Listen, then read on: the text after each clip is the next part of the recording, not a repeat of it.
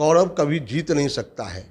सभी पार्टी मिल भी जाएगी तो भी नरेंद्र मोदी जी को परास्त करने की क्षमता माननीय नीतीश कुमार जी को नहीं है। और जहाँ तक सवाल है दूसरी बैठक की, आपने देखा होगा शिमला तय किया था लोगों ने, फिर स्थान बदल गया। कि समाजवादी के बारे में कहावत है कि समाजवादी जहाँ जुटते हैं वहीं टूटते भी हैं। एक तरफ केजरीवाल जी जो अन्ना जी को नहीं छोड़े, एक तरफ नीतीश कुमार जी जो न वो शरद यादव को छोड़े। अपनी पार्टी के अंदर जब नेतृत्व नहीं मानते हैं, ये गठबंधन बना करके नेतृत्व कहाँ किसी को मानने वाले हैं। हमने कभी किसी को नहीं कहा कि आप मेरे पास आ जाइए। ताजा मामला चिराग पासवान को आपको राष्ट्रीय अध्यक्ष ने लेटर लिख दिया। हमने कभी नहीं कहा कि आप मेरे पास आ जाइए। लेटर लिखे हैं आपके जेपी नड्डा जी? नहीं, जेपी नड्डा देखिए उन्होंने लेटर परिप्रेक्ष्य में लिखा और दूसरा परिप्रेक्ष्य है, लेकिन ये हमने नहीं कहा कि मेरी पार्टी में शामिल हो जाइए। जिस रास्ते पर वो चले थे उस रास्ते से भटक चुके हैं, वहां से लोग निकल करके बीजेपी के साथ आना चाहते हैं, एनडीए में शामिल होना चाहते हैं, तो हम उनका स्वागत करते हैं। नमस्कार, आप देख रहे हैं लाइव बिहार। मैं हूं आपके साथ असलम अब्बास। 2024 में नरेंद्र मोदी को कैसे हस्तिनापुर की गद्दी से हटाना है, इसको लेकर विपक्ष लगातार कोशिश में है। इसकी कवायद भी शुरुआत राजधानी पटना से हुई थी, पाटलिपुत्रा की धरती से हुई थी, और अब ये कवायद, ये शुरुआत जो है जाकर परिणाम यानी कि फैसले की घड़ी में बेंगलुरु में बदलने वाली है। वहाँ बैठक है 17 और 18 की। मुख्यमंत्री नीतीश कुमार पर सबकी नज़रें हैं, क्या कुछ निकल कर आएगा। और इसी पर चर्चा के लिए आज हमारे साथ बीजेपी के प्रवक्ता मृत्युंजय झा जी मौजूद हैं। उनसे हम जानेंगे कि क्या कुछ नीतीश कुमार का जो कवायद था, विपक्षी मुहिम का कितना कामयाब हो पाया है। तो मृत्युंजय जी, सबसे पहले स्वागत है आपका मेरे चैनल। नमस्कार। क्या बताइए, नीतीश कुमार आपको गच्चा दे गए, खेला कर दिया आपके साथ बिहार में, और अब दिल्ली से भी आपको बेदखल करने की पूरी तैयारी कर ली है। इसकी शुरुआत पटना से हो गई है, अब बेंगलुरु में फैसला होने वाला है। आपको क्या लगता है?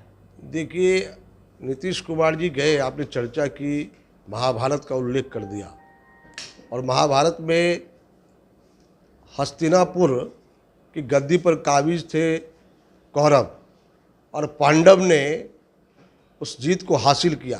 कौरव कभी जीत नहीं सकता है। सभी पार्टी मिल भी जाएगी तो भी नरेंद्र मोदी जी को परास्त करने की क्षमता माननीय नीतीश कुमार जी को नहीं है।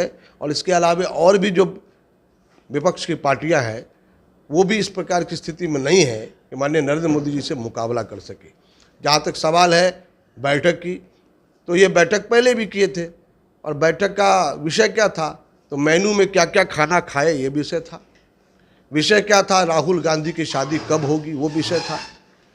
उस प्रेस कॉन्फ्रेंस को कोई भी सुनकर कह सकता है कि नरेंद्र मोदी जैसे इस राष्ट्रवादी ताकत को रोकने के लिए गठबंधन बन रहा है, या केवल मजाक के रूप में, या एक पिकनिक पार्टी बन रहा है, ये कोई भी कह सकता है। और जहाँ तक सवाल है दूसरी बैठक की, आपने देखा होगा शिमला तय किया था लोगों ने, फिर स्थान बदल गया, व्यवस्था का पक्ष बदल गया। उससे पहले पार्टी टूट गई शरद पवार जी की, जो सबसे बड़ी पार्टी के रूप में खड़े थे, मजबूत साथी के रूप में। और इसलिए ये कभी भी विभिन्न विचार के लोग कभी भी इस प्रकार की परिस्थिति में नहीं आ सकते, क्योंकि समाजवादी के बारे में कहावत है कि समाजवादी जहाँ जुटते हैं वहीं टूटते भी हैं। और इसलिए जब जुटेंगे तो स्वाभाविक से और टूटेंगे, और इसलिए एनडीए के सामने कभी चुनौती के रूप में ये खड़ा नहीं दिखाई देंगे, या निश्चित रूप से तय माना जाएगा। आप बार बार कह रहे हैं कि ये लोग खुद अपने में टूट जाएंगे। आपने मिसाल के तौर पर कहा है, एनसीपी का शरद पवार का नाम लिया।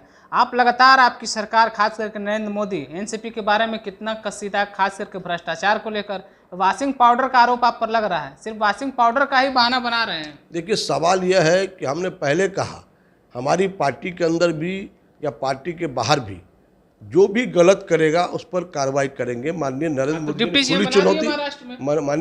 जी ने खुली चुनौती के साथ कहा कि जो भी व्यक्ति गलत करेगा और वो सिद्ध होगा तो उस पर कार्रवाई होगी, उस पर कोई शक नहीं करना चाहिए।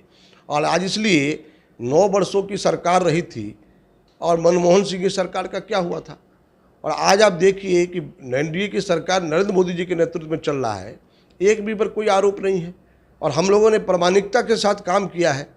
और इसलिए इस प्रकार की जब लोग चर्चा करते हैं तो इस बात को स्पष्ट समझना चाहिए कि नरेंद्र मोदी जी के नेतृत्व में चलने वाली सरकार पर किसी भी प्रकार के भ्रष्टाचार करने वालों को हम सह देने वाले नहीं हैं। हमारा मुकाबला भ्रष्टाचार के खिलाफ है। ना हम खाएंगे ना हम खाने देंगे। नहीं खाइएगा नहीं कही तो आप इसको मानिएगा ना कि विपक्ष आपके खिलाफ अब मजबूत स्थिति में आ गया। जिस तरीके से आप बोल रहे थे कांग्रेस मुक्त भारत, आपके प्रधानमंत्री नारा देते थे, अब विपक्ष कितना मजबूत है, नीतीश कुमार का मुहिम कितना रंग लाया, इसका असर तो आपको साफ दिख रहा है कि लोग एक मंच पे आए हैं। नीतीश कुमार जी पहले प्रधानमंत्री बनने जा रहे थे, अभी अब संयोजक बन गए हैं। उनकी पार्टी के अंदर जो कई पार्टी आपने देखा होगा, जब यहाँ बैठक हुई तो केजरीवाल जी भाग के चले गए, दिल्ली जाकर उन्होंने साफ साफ स्टेटमेंट तो दे आप क्या चाहते हैं कि वो लोग टूटने का इंतजार आप कर रहे हैं? देखिए ये सब टूटेंगे ही, आप यही इंतजार कर रहे हैं? नहीं ये जुटने वाले हैं ही नहीं। जबरदस्ती के कहीं से कहीं किसी को जोड़ेंगे, भानुपति का कुनवा इधर से उधर जोड़ने का प्रयास करेंगे तो कभी भी ये खड़े हो नहीं सकते हैं। और इनके अंदर इतनी महत्वाकांक्षा है, एक तरफ केजरीवाल जी जो अन्ना जी को नहीं छोड़े, एक तरफ नीतीश कुमार जी जो न वो शरद यादव को छोड़े। तो इसलिए इस प्रकार के लोग हैं जो कभी किसी का नेतृत्व मानने वाले लोग नहीं हैं। अपनी पार्टी के अंदर जब नेतृत्व नहीं मानते हैं, ये गठबंधन बना करके नेतृत्व कहाँ किसी को मानने वाले हैं। आपको याद होगा 2014 में महागठबंधन बना था, क्या परिदृश्य हुआ था। आदरणीय मुलायम सिंह यादव उस समय नेता हुआ करते थे और तुरंत ही महागठबंधन बना और टूट गया, और अंत में कौन लोग रह गए। इसलिए ये सब केवल एक तरह से रिहर्सल है। चुनाव से पहले अपनी अपनी पार्टियों का रिहर्सल बनाकर एक मजबूत दिखाना चाहते हैं लोगों के सामने। लेकिन आप मान कर चलिए कि 2024 के चुनाव आते आते सभी लोग बिखर जाएंगे, क्योंकि इन लोगों में कोई एक मत नहीं है, एक विचार नहीं है। और केवल नरेंद्र मोदी जी को रोकना एजेंडा नहीं हो सकता है, एजेंडा विचार का होता है। और जिस विचारधारा को लेकर नरेंद्र मोदी जी चल रहे हैं, उस विचारधारा को रोकने की ताकत इन लोगों में नहीं है। इसलिए आने वाले समय में और ये टुकड़े बिखरेंगे। और आप कितनी भी ताकत लगा लें, पहले भी कहा कि कांग्रेस मुक्त भारत बनाने का लक्ष्य हमारा है। पिछले चुनाव में हमने लीडर अपोजिशन तक की हैसियत नहीं रखी थी। आने वाले समय में हम 282 से 303 गए, और आने वाले समय में हमारे आंकड़े और बढ़ेंगे।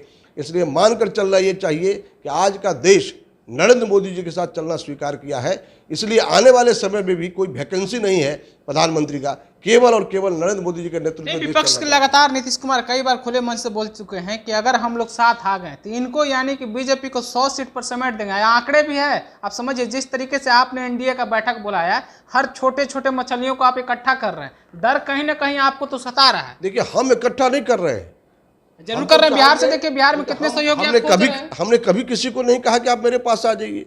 ताजा मामला चिराग पासवान को आपको राष्ट्रीय अध्यक्ष ने लेटर लिख दिया। हमने कभी नहीं कहा कि आप मेरे पास आ जाइए। लेटर लिखे हैं आपके जेपी नड्डा जी? नहीं, जेपी नड्डा देखिए उन्होंने लेटर परिप्रेक्ष्य में लिखा और दूसरा परिप्रेक्ष्य है, लेकिन ये हमने नहीं कहा कि मेरी पार्टी में शामिल हो जाइए। देखिए विचारों की भिन्नता हो सकती है, लेकिन हमारा हमेशा कॉमन मिनिमम प्रोग्राम रहा है। हम कभी भी एनडीए के सभी साथी को लेकर चलने के पक्ष में रहे। जो हमारे साथ आना चाहते हैं उनका स्वागत करते हैं, हम स्पष्ट तौर से कहते हैं। लेकिन हम किसी को तोड़कर जोड़ेंगे ऐसा हमारा कोई कल्पना नहीं है, हम चाहते भी नहीं है। हम तो चाहते हैं, माननीय हमारे प्रदेश अध्यक्ष जी ने स्पष्ट कहा है कि हम चाहते हैं कि बिहार की सरकार टिकी रहे, और 24 में भी लड़े और 25 में भी लड़े। हम किसी सरकार को गिराने के पक्ष में नहीं है। और इसलिए जो लोग वहाँ से हट करके उनको पसंद नहीं आता, जिस रास्ते पर वो चले थे उस रास्ते से भटक चुके हैं, वहाँ से लोग निकल करके बीजेपी के साथ आना चाहते हैं, एनडीए में शामिल होना चाहते हैं, तो हम उनका स्वागत करते हैं। और इसलिए कोई हमारे साथ आना चाहता है तो हम उसको मना भी नहीं करते हैं। तो इसलिए हमारी ताकत और मजबूत होगी धीरे धीरे। इसलिए मैंने कहा कि जो ताकत है वो ताकत और इकट्ठी होकर के एक बड़ी ताकत के रूप में खड़ी होगी। इसलिए 2024 का चुनाव एक बेहतर परिणाम के साथ पिछली आंकड़ा 303 से भी हम आगे बढ़ेंगे। और वही बिहार में जो हम कभी सरकार नहीं बना पाए, इस बार जो मानस और परिस्थिति है, निश्चित रूप से भारतीय जनता पार्टी के नेतृत्व में सरकार बनेगी। बिल्कुल। तो खास करके जो सवाल है, जो 17 और 18 तारीख का जो विपक्षी एकता की बैठक है बेंगलुरु में कांग्रेस के नेतृत्व में, बीजेपी को कोई डर नहीं है, जैसा कि अभी आप सुन रहे थे मृत्युंजय झा को। लेकिन सवाल वो जिंदा है, नीतीश कुमार की मुहिम ने असर लाई है, रंग दिखाई है। कम से कम विपक्षी एकता की बात सफलता पाएगी या नहीं पाएगी ये तो वक्त का बात है, लेकिन कोशिश जरूर लगातार जारी है। और बेंगलुरु में खास करके कितना कुछ नरेंद्र मोदी को नुकसान पहुंचाने के लिए फैसला लिया जाएगा, निर्णय हो जाएगा, क्या कुछ सीट शेयरिंग या फिर कहें कि आपस में तालमेल की बातें हो पाएगी, सब कुछ बैठक के निर्णय के बाद आप तक हम जरूर पहुंचाएंगे। फिलहाल आप मृत्युंजय झा को सुना है, भाजपा एकदम स्वतंत्र रूप से, मजबूत रूप से 2024 में जीत रही है, ऐसा इनका मानना है। लेकिन विपक्ष की साफ तौर पर यह इशारा है कि 100 सीट पर हम इनको रोक देंगे। अब देखना सवाल होगा, दिलचस्प होगा। आप अपनी राय क्या रखते हैं कमेंट करके हमें जरूर बताइएगा। दूसरी खबर के लिए बने रहिए लाइव बिहार के साथ। आपका बहुत बहुत शुक्रिया। लाइव बिहार यूट्यूब पर सब्सक्राइब और फेसबुक पर लाइक जरूर करें।